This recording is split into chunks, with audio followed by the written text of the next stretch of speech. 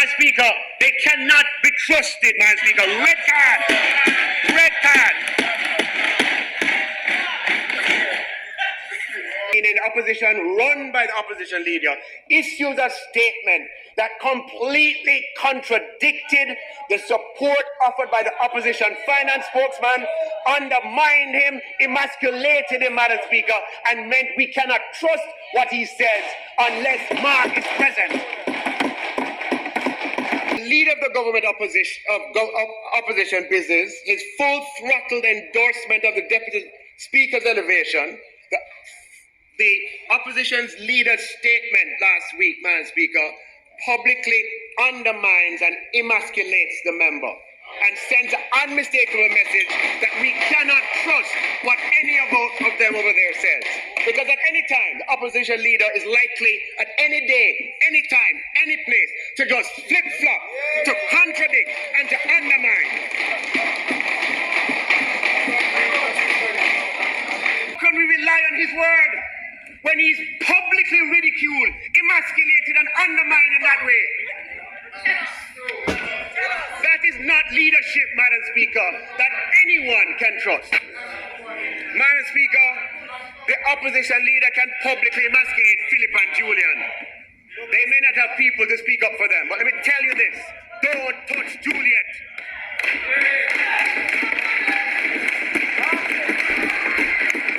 Hello, I'm Dudley Thompson, and welcome again to WDT Media TV.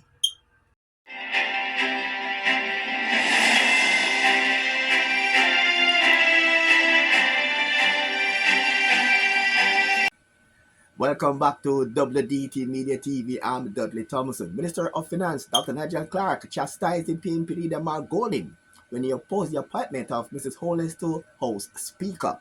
After it was fully endorsed by PNP members, it was seconded, as you know by now, by Philip Paulwell, and also fully endorsed by former PNP leader Dr. Peter Phillips. Here now is Dr. Clark chastising the PNP leader Mark Golding. To respond. Madam Speaker, when the leader of the opposition made his contribution to the budget debate, he included the words, "When the former speaker was forced to resign as a result of the Integrity Commission investigation, the move to replace her with the wife of the Prime Minister, so that the head of Parliament is now the spouse of the head of government, does not sit well with the tradition that the Speaker must act independently of the government of the day." Madam Speaker, as others have pointed out, we on this side, and there are others on the outside who thought that that was low. Firstly, Madam Speaker, the Speaker of the House served as Deputy Speaker of the House for 3 years, between September 2020 and November 2023. And during that time, she acted as Speaker on several occasions. So it was the Deputy Speaker who was elected to replace the outgoing Speaker, not simply the wife. The fact that in the statement or the speech you refer to her as the wife, not recognizing her 3-year tenure as Deputy Speaker and therefore the natural successor, is, in my view, disrespectful to the highest degree.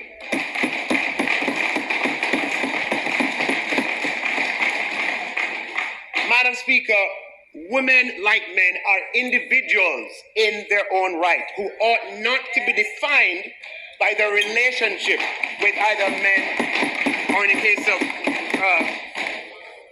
when you do this, you subordinate the professional role of the woman or the man.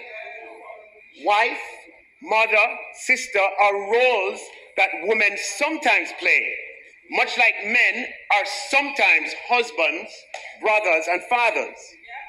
But in a professional setting, it does not sit well with the tradition of respect within our society that has been that for you to refer to any female parliamentary colleague by her marital relationship with her husband.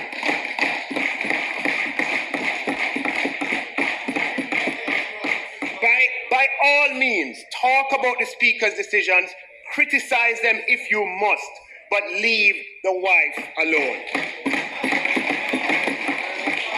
It was out of order, Madam Speaker, and the opposition leader can do better. it reminds me of when the member from East Portland, Champaign in her own right, was derogatorily referred to as the wife of Mr. Vaz. And she won't be anything but the wife of Minister Vaz. There's a trend.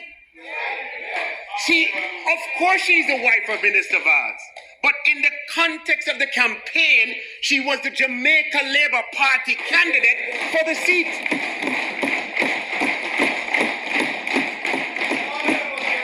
It would have been better had the opposition leader said the move to replace her with the Deputy Speaker of the House, who happens to be the wife of the Prime Minister, etc., etc., etc. But completely ignoring her position in this House, Madam Speaker, was absolutely and reducing her to only one component, that of wife, was disrespectful, Madam Speaker, and should not be repeated.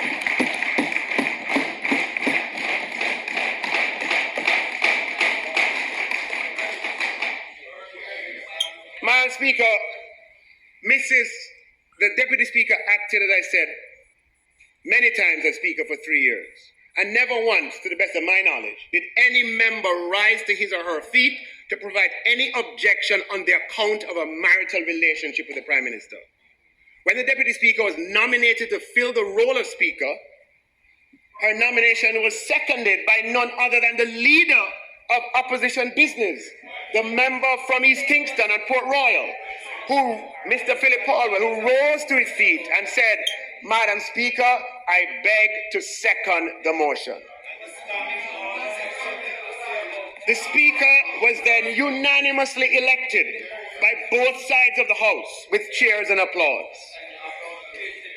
Madam Speaker, the former leader of the opposition, the member from St. Andrew East Central. No, just for people listening, people listening don't know East Central, so it's Mr. Peter Phillips. A few sittings later, without invitation or solicitation, rose to his feet on his own accord and addressed the Speaker directly, looking at her and saying, "A major impulse that brought me here today was to see you in your elevated position."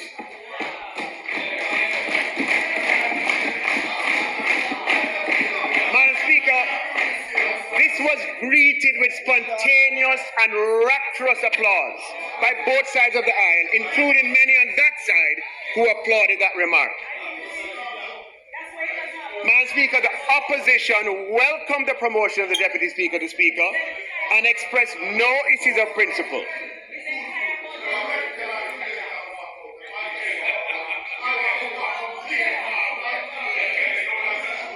Madam Speaker, principle is principle.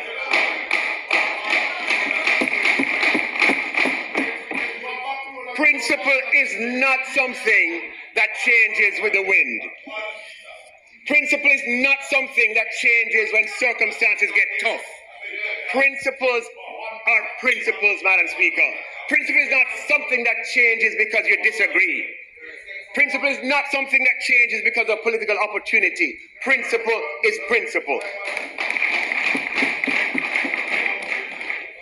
And given that the leader of the government opposition business, his full-throttled endorsement of the Deputy Speaker's elevation, the opposition's leader's statement last week, Madam Speaker, publicly undermines and emasculates the member and sends an unmistakable message that we cannot trust what any of them over there says.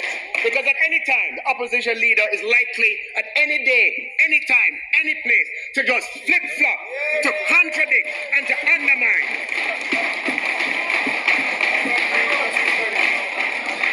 Now, look, the opposition leader has a disagreement with the Speaker's position on a specific matter. And I support his right to disagree on a specific matter.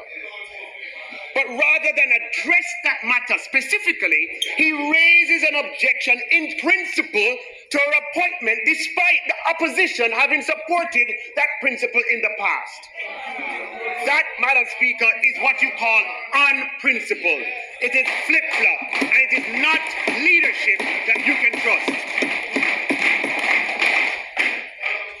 also outlined instances where Mark Golding contradicts and undermines members of his own party. The member from St. Andrew Southeastern, who is the opposition spokesman of finance, his name is Mr. Julian Robinson. He rose to his feet and he said, in the full view of cameras, publicly, the opposition takes no issue with what the minister has announced. Madam Speaker, without the opposition support, and in this House, Madam Speaker, the public support in this House, as demonstrated by the member from St. Andrew Southeastern, that adjustment for parliamentarians would not have happened. Which is why I met with a group of them before. And they know that. And it is the failure, Madam Speaker. Wait. It is the failure of opposition and governments of the day in the past. There's a member here in this House who is visiting from a previous administration. And he can tell you that is the failure of opposition and government to agree in the past that stymied previous efforts on parliamentary compensation. Although the opposition member with finance responsibility got up and publicly gave support on behalf of the opposition to my statement outlining the details, days later, Madam Speaker, the opposition of the opposition leader, meaning opposition run by the opposition leader, issues a statement that completely contradicted the support offered by the opposition finance spokesman, undermined him, emasculated him, Madam Speaker, and meant we cannot trust what he says unless Mark is present.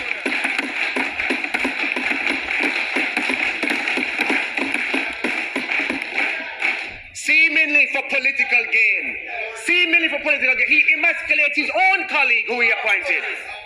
That is unprincipled, Madam Speaker. That is flip-flop, and that is not leadership that you can trust.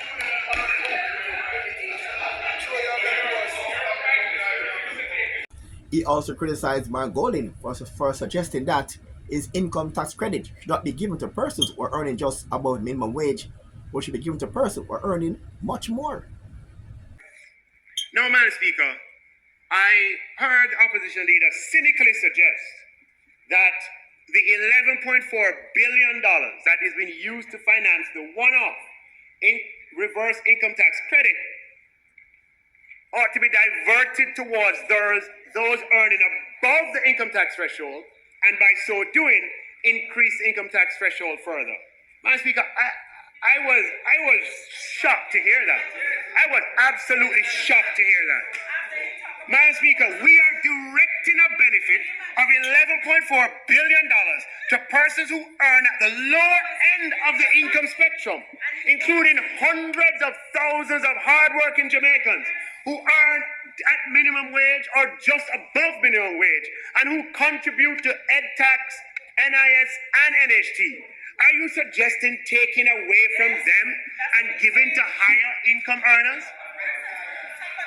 Madam Speaker, when you increase income tax threshold, everyone above the threshold benefits. Those making 10 million, those making 20 million, those making 30 million. So the effect of the opposition leader's suggestion would be to take away the $20,000 reverse income tax credit from the hundreds of thousands of minimum wage earners and those just above, who are among the 570,000, and give it to the 70,000 Jamaicans earning above 3 million. Madam Speaker, that is a red card. That is an approach, Madam Speaker, that we call Champaign Socialist. And that is what you get, Madam Speaker, from an unprincipled, cynical, flip-flop approach to policymaking. Not only would that suggestion be regressive, the opposite of progressive, it would also be fiscally questionable, given that the source of funding for the one-off reverse income tax credit is non-recurring. That's it for today. I'm Dudley Thompson, and again, please like, share, and subscribe. And as usual, thanks for watching.